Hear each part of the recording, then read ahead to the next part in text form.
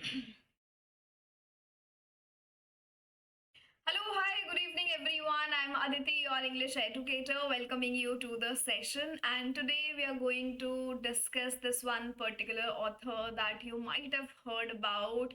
But अगर आपने इनका नाम सुना है या इनके बारे में आपको कुछ भी पता है, then do let me know. And इसी के साथ साथ this is the day 16 of covering different topics each and every day जो एग्जाम के लिए important हो सकते हैं. And why I've come up with this session is also the reason that I think there are a lot more chances that a kind of the question can be asked in the exam related to Maggie O'Farrell. So let me know who all are here. Maggie O'Farrell के बारे में थोड़ा सा हम पढ़ेंगे, इनको थोड़ा सा जानेंगे, कौन है ये, क्या वर्क्स इन्होंने लिखे हैं एंड क्या रेलेवेंस है और क्यों मैं आज इनके ऊपर डिस्कशन अपना करने वाली हूँ. Why I have picked Maggie's work. So yes, let me know who all are in the session. And इसी के साथ साथ जो मुझे पहली बार देख रहे हैं, मेरा नाम अदिति है. पेपर 1 में टीचिंग एप्टीट्यूड और रीडिंग कॉम्प्रिहेंशन में आपके साथ ले रही हूँ और पेपर 2 इंग्लिश में आपके साथ ले रही हूँ. Premium is already running. Modern age में आपके साथ डिस्कस कर रही हूँ. I've started the timeline. I've reached towards the modern age. So if you wish to join, आप बिल्कुल कर सकते हैं. Recently एक student ने join किए and she already feels that I am behind. So अगर आप भी ऐसे student हैं जिसको ऐसा लग रहा है कि अभी बहुत time है, but जैसे ही आप premium में enter करते हैं and you see the number of sessions, you see how far we have come, how far we have reached, तब realize होता है कि yes, I think थोड़ा पहले और आना चाहिए था. But again, if you join now, then at least you don't miss any of the other units. अभी भी आप कर सकते हो, देयर इज स्टिल टाइम, तो आप अपना मन आराम से बना सकते हैं. But here will starting our session with Maggie O'Farrell. Let me know who all are in the session. Good evening everyone. Good evening Shreyashi, कैसे हो आप? सेशन को लाइक एंड शेयर जरा कर दो. And born in 1972 on Northern Ireland, and some of her works discuss with the ongoing themes of family, trauma, resilience. ये सब तो बात की बात है, बट आपने न्यूज जरूर या आपने कुछ क्लिप्स देखी होंगी इस मूवी की, Hamnet. And why I am discussing this movie now, because we have the best actress award for the Oscar. We have the winner, and Jessie Buckley won the award. And उसके बाद से since Hamnet is a movie but it is a book adaptation, मतलब 2025 में ये movie आपको देखने को मिलता है. तो 2020 में आपके पास नॉवल आया था एंड ये नॉवल है आपका मैगी का. एंड कहीं ना कहीं आपको नाम हैमलेट सिमिलर लग रहा होगा. कुछ रेलेवेंस भी है, of course it deals with the Shakespeare's life, but Maggi ने अपने अंदाज में वर्क्स लिखे हैं, फेरल ने अपने अंदाज में वर्क्स लिखे हैं, और इसके अलावा भी इनके और वर्क्स हैं जो अब एग्जाम पर्सपेक्टिव से इंपॉर्टेंट हो जाएंगे. सिर्फ इतना ही नहीं, ये अवार्ड विनिंग ऑथर भी हैं, काफी सारे अवार्ड्स इन्हें मिले हैं, बहुत सारे वर्क्स इनके हैं. So we are going to do anything and everything. We are going to read all of the details that we have today. बिल्कुल यस, बेस्ट एक्ट्रेस अवार्ड मिला है हैमलेट को. Definitely yes. इनका एक मेमोआर है, वो भी बहुत फेमस है, जिसका नाम है I am a memoir of a life in death. So may be आप ये याद रख सकते हो. The vanishing act of Esme Lennox, बड़ा ही इनका इंटरेस्टिंग वर्क है, इसके ऊपर भी मैं थोड़ा सा डिस्कशन करूंगी. Instructions for a heat wave, a writer of emotional depth, after you'd gone, ये इनके कुछ works. And of course she is a writer of emotional depth. She presents the very idea and the very thematical concerns of family, trauma, resilience, और जो male dominated cannon है उससे थोड़ा अलग निकल के इन्होंने अपने वर्क्स में प्रेजेंटेशन करी है चीज़ों की. सो वो सब आज हम यहाँ पे पढ़ने वाले हैं. सो फटाफट से यस नो थम्स अप मुझे दे दो if you guys are ready and we can begin with our session. Let me know. सारी वर्क्स, थीम्स, इनके ऊपर थोड़ा सा इंफॉर्मेशन, ये सब मैंने आपको इस स्लाइड में प्रेजेंट कर दिया है, but this is not it. We are going to discuss in detail. ठीक है. Let me know, can we start, करें शुरू. एक तो पार्टिसिपेशन इतना कम है, मैं इतना इंटरेस्ट के साथ इतना एक्सप्लोर करके कोई चीज़ पढ़ती हूँ, because I also didn't read Farrell in so much of detail except Hamnet before, but then I felt that I should come up with a session और मैं भी कवर कर लूंगी, तो मैंने तो बहुत अच्छे से कवर कर लिया, but the moment I come in the session I receive the sense of disappointment that you don't want to read, I am wasting my energy here, maybe मुझे सिर्फ यूजीसी नेट फोकस्ड वही same topics पे बात करनी चाहिए, but any way 3 students भी हैं तो भी I think it would be a win win situation for me. Okay, you are here, yes great. So इनका ये वर्क हैमनेट है, इसको हम बाद में डिस्कस करते हैं of what the story is about, but सबसे पहले इनके बारे में थोड़ा सा जानते हैं, एंड हाउ इट सेज और the slide says that she gives a voice to the people who are forgotten. ये एलिमेंट इनका याद रखना, अभी हम जितने भी इनके वर्क्स पढ़ेंगे आप काफी रिलेट कर पाएंगे, where she where she is giving a voice to all those who are forgotten, and वो रेफर कर रहे हैं ये shadows से, so who are forgotten is referred as shadows, and here at one point she also said we are all connected across time by the threads of shared humanity, and ये इनका portrait है, and अपने Hamnet work के लिए ये सबसे ज़्यादा जाने जाते हैं और अभी बहुत ज़्यादा फेमस भी हैं। इसी के साथ साथ इनका जो लाइफ, इनका जो राइटिंग प्रोसेस है वो सब तो है ही, बट ऑफ कोर्स ये वर्क इनका बहुत फेमस हुआ, हैमनेट की कॉपीज ग्लोबली बिकी हैं, एंड 2 मिलियन प्लस बुक्स इनकी यहाँ पर इट्स बीन सोल्ड, 40 लैंग्वेजेस में इनके वर्क को ट्रांसलेट किया गया है। She is won a lot of awards, काफ़ी बिग अवार्ड्स इनको मिले हैं, जैसे 2020 Women's Prize for Fiction, National Book Critics Circle Award, fellow of the Royal Society of Literature, and of course 2026 Academy Oscar award मिला है for the best actress as well. So ये कुछ चीज़ें जो याद रख सकते हो। वुमेन्स प्राइज फॉर फिक्शन भी इनको मिला है, national Book Critics Circle award मिला है, और इनका जो मेमोआर है वो बहुत फेमस है, जहाँ पर ये अपना नियर डेथ एक्सपीरियंस शेयर कर रहे हैं in a memoir, I am I am I am. So ये आपको यहाँ पर याद रखना है। उसके अलावा अगर आप देखोगे इन्होंने चाइल्डहुड एंड ट्रॉमा की भी बात करी है, और यहाँ से आप इनकी थोड़ी सी बायोग्राफी भी कवर कर लेंगे, और बायोग्राफी में आप देखेंगे that she is born in 1972, born in Northern Ireland, where she is also talking about her own childhood, and इनके लाइफ स्पैन में 1980 एक ऐसा ईयर था which was a turning point. She suffered from an illness, and she was bedridden for over a year, where she could not hold a pen, she was not able to walk, and जब मैंने इनको और detail में पढ़ा तो उन्होंने अपने एक इंटरव्यू में बोला था, and that is where or in this time she developed the interest for literature, so that was the point where she developed the interest for the literature, and now she even writes in her busy life whenever she gets the time she is into writing, and वहां से उन्होंने एक बहुत अच्छी theory की भी बात करी है, उसको भी हम डिस्कस करेंगे। So the illness is encephalitis, I think it is pronounced the same, and इससे क्या होता है, it causes a lot of, and of course with this illness there was a lot of isolation, there was a constant fear of death, and there was a deep emotional awareness, but during this period she lost the ability to walk और even hold a pen, but उस वक्त पे literature से ये काफी connected रहे थे, and इसी टाइम पर she was forced to enter into a 2-year rehabilitation process, and that is where she was in love with literature, और फिर बाद में of course she got better।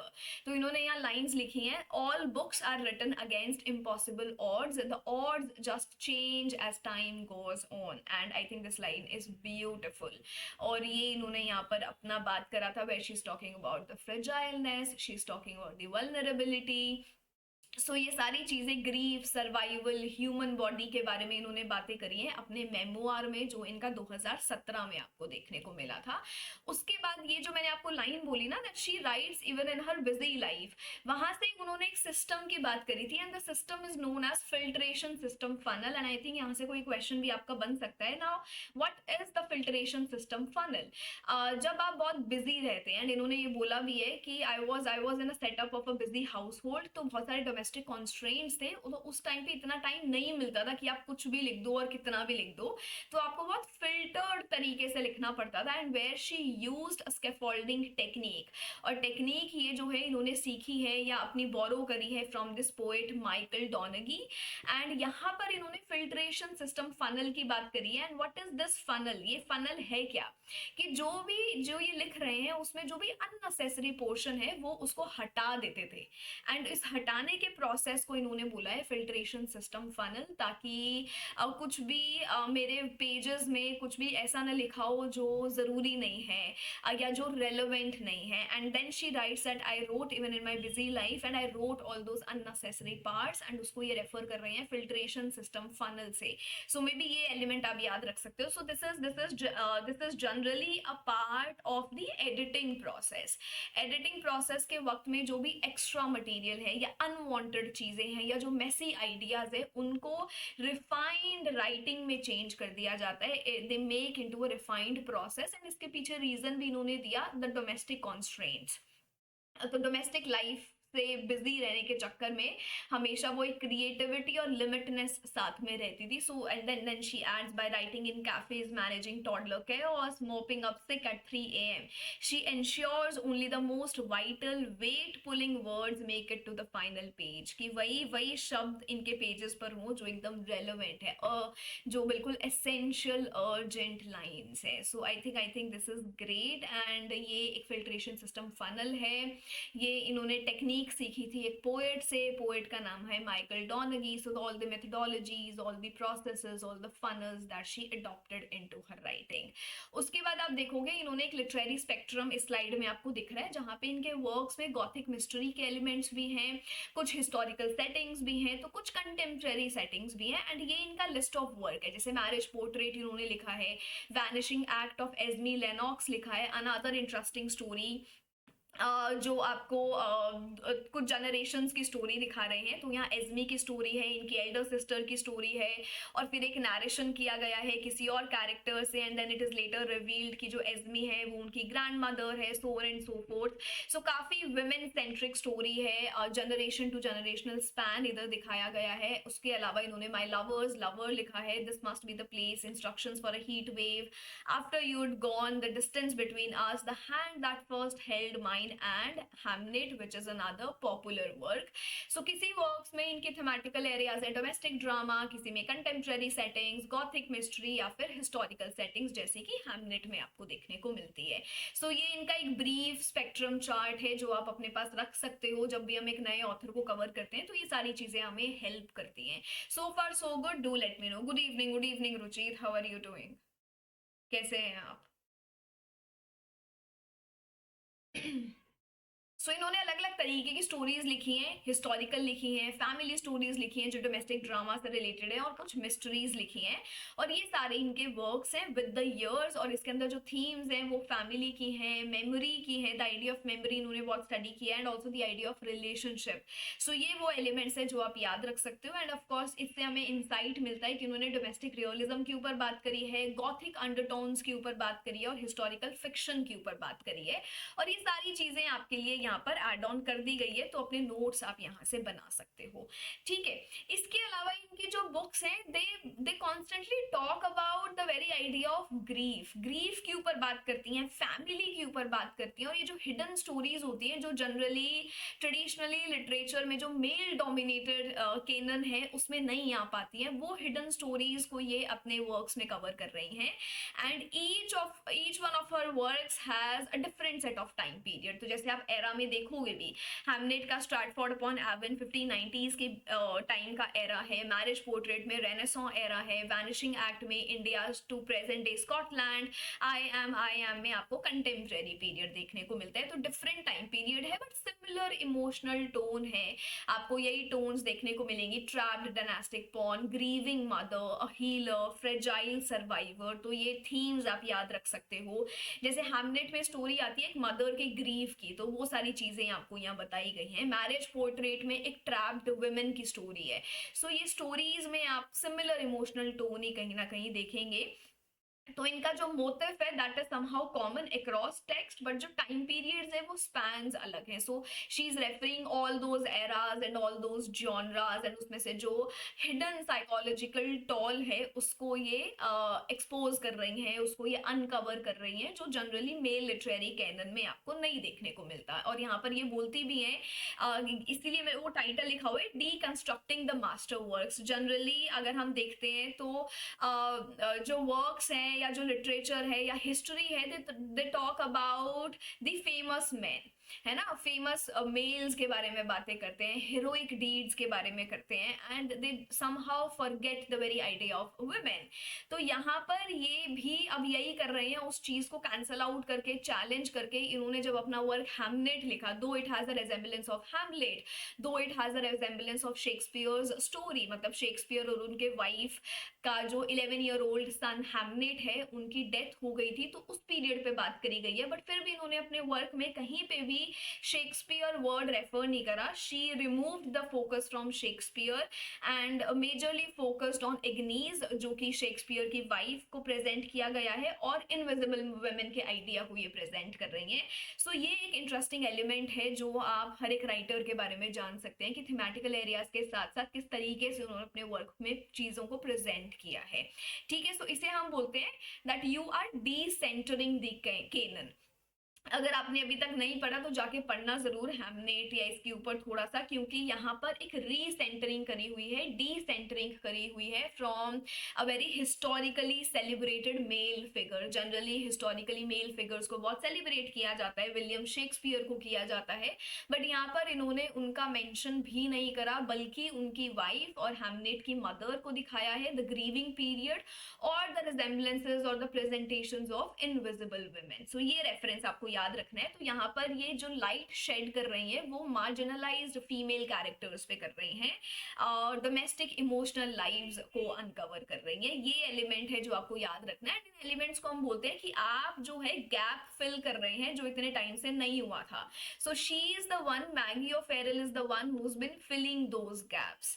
सो ये आपको यहाँ पर याद रखना है, वरना तो अगर कोई राइटर बात कर रहा है तो वो शेक्सपियर के ऊपर बात करते, शेक्सपियर के ग्रीफ पे बात करते, so famous playwright the husband उनके ऊपर बात करते, but she here is talking about the grief, about the emotional element, but in regard to the mother Agnes और शेक्सपियर्स वाइफ. सो ये एलिमेंट याद रखना है. और ये बोलते भी हैं कि जब भी हम इतना सारा वर्क पढ़ते हैं या क्रिटिसिज्म पढ़ते हैं तो उसमें फीमेल कैरेक्टर्स का मेंशन कहीं नहीं है, या सन की डेथ के ऊपर जो ये मोर्निंग पीरियड था उस पे मेंशन कहीं भी नहीं है. So I want to do that.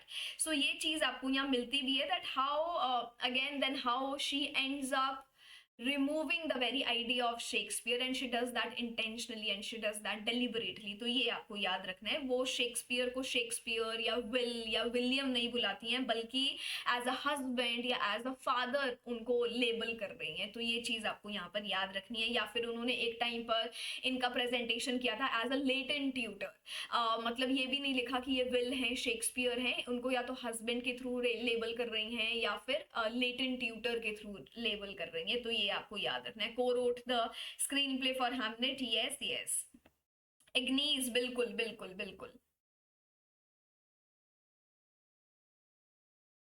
सो यहाँ पर ये बल्कि उनका हिस्टोरिकल नेम ही यूज करते हैं, एग्नीज ही यूज करते हैं रादर देन यूजिंग एन. सो ये रेफरेंस भी आप याद रख सकते हो. तो कहीं ना कहीं उस केनन को री इमेजिन ये कर रहे हैं. और यहाँ पर ये सेम स्लाइड है जिसके ऊपर मैंने अभी बात करी कि इन्होंने उस हिस्टोरिकल रिकॉर्ड को सबवर्ट कर दिया है, चैलेंज कर दिया है, where generally people talk about males and history talk about people, specially males. और यहाँ पर ये डी सेंटर कर रहे हैं और इन्होंने शेक्सपियर का नाम भी वहां पर नहीं लिखा हैमनेट में, और अनसीन वुमेन को प्रेजेंट किया है. हिस्टोरिकल नैरेटिव्स ऑफ वुमेन को यहाँ चैलेंज किया जा रहा है और मार्जिनलाइज लोगों को ये प्रेजेंट कर रहे हैं. तो ये याद रखना है. This is another work, another case study जो एस्मी लेनॉक्स वर्क में हुई है. So Esme is the younger sister, Kitty is the elder sister, and somehow she is locked away for 60 years and she is locked because she did something or which was not in the norms. तो उसको challenge कर रही हैं. जब भी कोई challenge करता है या किसी के अगेंस्ट बोलता है then you are confined, you are imprisoned. So यहाँ पर भी यही हुआ था, और जो इनका इन्फेंट सन था that was stolen by Kitty. और ये पास्ट में स्टोरी चल रही है, सो यहाँ डुअल गैप चलता है। दिस इज द जीनियोलॉजी, एक तरफ पास्ट आप देखते हैं इंडिया एंड स्कॉटलैंड, एक तरफ प्रेजेंट में एडिनब्रा में सेटिंग चल रही है, where you have Iris who is a modern vintage shop owner. And बाद में उनको पता लगता है, या बाद में आप देखेंगे कि आयरिस को पता लगता है कि एक्चुअली में जो एस्मी है वो उनकी ग्रैंड मदर है। सो इस तरीके से यहाँ पर आप बोलोगे जो फैमिली डायनामिक्स हैं वो एक्सपोज हो रहे हैं, जो इतने टाइम से चीजें छुपा कर रखी गई थी, वो बॉम्ब यहाँ पर एक्सपोज हो रहा है, that is been shattered down. And this is the cover of the work the vanishing act of Esme Lennox by Maggie O'Farrell. ये आप ध्यान में रख सकते हो, ठीक है, ये आप याद रख सकते हो if you didn't know about it. Of course yes, Virginia Woolf ने भी तो किया था ना जूडिथ का कैरेक्टर रखकर, बिल्कुल बिल्कुल। सो ये एलिमेंट्स हैं छोटे छोटे जो याद रखने हैं, आपको ध्यान में रखने हैं। सो एस्मी का कैरेक्टर ये है, someone who is locked in a mental hospital and family keeps on hiding the truth, इसीलिए बाद में पता नहीं लगता है। And how here Farrell is also talking about the psychiatry, how it is used to control women, used to manipulate women. So वहां से ये स्टोरी कनेक्ट की जा रही है पास्ट प्लस प्रेजेंट की, जो आप ध्यान में रख सकते हो। एंड यहाँ से ना एक फुकोडियन थीम भी आती है, अगर आपने ये टर्म अच्छे से पढ़ा हो, ड्यूअल टाइमलाइन जीनियोलॉजी मैप। इस जीनियोलॉजी पे आपके माइकल या मिशेल फूको भी डिस्कस करते हैं, where he talks about institutional violence, and ये इंस्टीट्यूशंस के थ्रू कैसे वायलेंस जनरेट किया जाता है, how there is a silencing of women's voices. So अगर हम और डीप में स्टडी करें तो ये सारी चीजें भी आपको देखने को मिलेगी, how we have the themes of Foucault where power defines the very idea of madness. तो ये सब आप यहाँ से देख सकते हो, बट मैंने आपको मेजर कैरेक्टर्स यहाँ पे प्रोवाइड कर दिए हैं जिससे आपको थोड़ी हेल्प मिल जाएगी, ठीक है। उसके अलावा अगर मैं चलूँ हेमलेट पर, जो मुझे लगता है एग्जाम पर्सपेक्टिव से ज्यादा इंपॉर्टेंट है। So Hamlet is the Shakespeare's son who died very early when he was just 11 year. So he was an 11-year-old young boy Hamnet, and he died during a bubonic plague. So यहाँ पर ये story चल रही है, and it is based on Shakespeare's son, but the story that Maggie O'Farrell takes up is not of Shakespeare's son but of mother's grief. So उस grief के ऊपर ये कहानी है, उस grief के ऊपर ये पूरी story है, and how Farrell bridges the gap between the domestic tragedy and creation of a literature's greatest play. और बोला भी जाता है कि जब हेमलेट लिखा जा रहा था, तो जब शेक्सपियर ने हेमलेट लिखा, so he was going through all that grieving period, so he isolated himself, the mother was also, the wife was also in the grieving period, and that is where it led to the creation of Hamlet.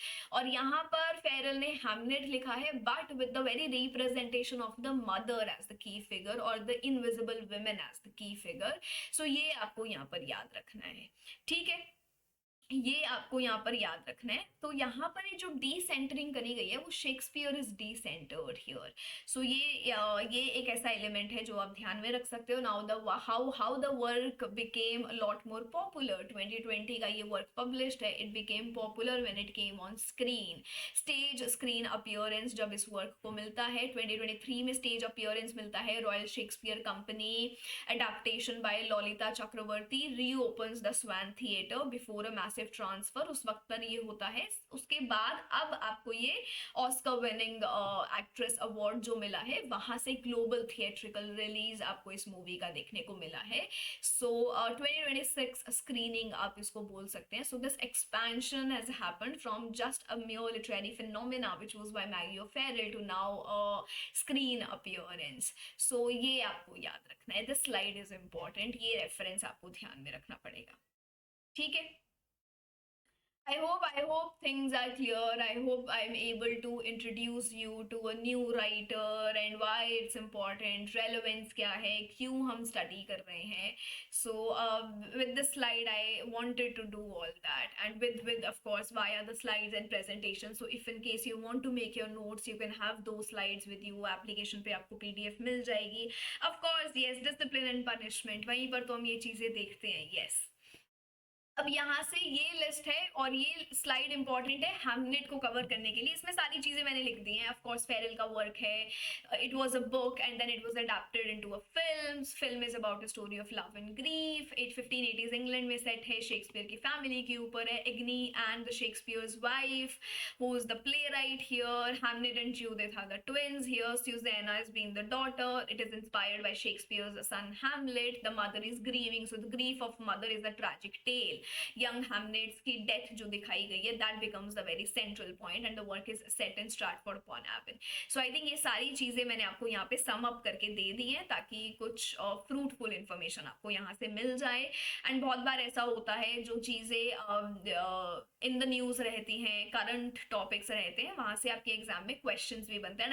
I think अगर exam में question नहीं भी बने, at least we are connected to literature, this is the least we can do. If you not able to read the entire work Hamlet, at least ये brief आपको एक writer के बारे में पता होना चाहिए who's achieved a stage screen appearance, है ना। क्योंकि हम, अगर आपको याद हो, हम पिंटर को पढ़ते हैं, हैरोल्ड पिंटर को, बेकेट को पढ़ते हैं, जो पुराने टाइम में थे, बट जो कंटेम्प्रेरीज हैं उन कंटेम्प्रेरीज को साथ साथ में कवर करते रहना चाहिए, जो भी नए नए एमर्ज हो रहे हैं, and the ones you see in the news, the ones that you are surrounded with, तो उनको कवर किया करो अपने साथ साथ, ठीक है।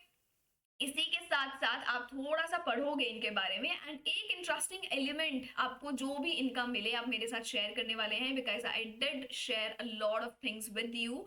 सो अपना एंड आप भी कुछ ना कुछ यहाँ पे जरूर शेयर करके जाएंगे। Late me no in the comment section if you liked the session और द वीडियो और नॉट। कुछ सीखने को मिला, कुछ नया यहाँ से मिला कि नहीं, ये मुझे जरूर बताना, because we just didn't cover the entire list of works, but हमने वर्क्स को अच्छे से स्टडी किया है डिटेल में। एंड जो क्रिटिकल स्टडी हो सकता था, जैसे हमने फूको से रिलेट किया, the entire idea of power, the powerless figure, invisible women, और जो इनकी कुछ की कोटेशंस हैं, मेमोइर्स हैं, लाइव स्टोरीज हैं, वो हमने डिस्कस करी है सेशन में। So it is not just about the key works that we do for an exam, है ना। सो डिटेल में मैंने कोशिश करी है कि मैं इनके बारे में आपको बताऊं, but of course Monday to Saturday अपन डेली मिल रहे हैं इन सेशंस के लिए। अगर ऐसे ही किसी राइटर के बारे में आप कवर करना चाहते हो या आपके पास उतने रिसोर्सेज नहीं है, टाइम नहीं है, you can let me know, we can bring up all those sessions as well, ठीक है। इसी के साथ साथ पीडीएफ ये आपको मिल जाएगी एप्लीकेशन पर, वहां से ले लेना। इंग्लिश पर मैंने 11:30 AM पर नई सीरीज आपके लिए स्टार्ट करी है ऑफ ब्रिटिश लिटरेचर टाइमलाइन। आज मैंने एंग्लो नॉर्मन एज यहाँ पे कराया है, कल मैं एज ऑफ चौसर कराने वाली हूँ, तो डेफिनेटली आप चैनल को ज्वाइन कर सकते हैं, ठीक है। सो आप मुझसे सुबह भी मिल सकते हो और शाम में तो हम मिलके यूजीसी नेट सेट की तैयारी कर ही रहे हैं। So yes, this is it from my side. Thank you so much, take care of yourselves, have a great evening, enjoy your day, and I will see you tomorrow. कल हम एक research पे सेशन लेंगे। बहुत सारे बच्चे confuse रहते हैं एपीए और एमएलए फॉर्मेट में, तो हम कल इस पर स्टडी करने वाले हैं, तो सेशन में जरूर आना। Crisp and to the point चीजें डिस्कस करेंगे एज यूजुअल, एंड एग्जाम में यहाँ से काफी क्वेश्चंस भी बन रहे हैं, सो आपका टॉपिक भी क्लियर हो जाएगा, ठीक है। चलिए, all right, okay, bye bye.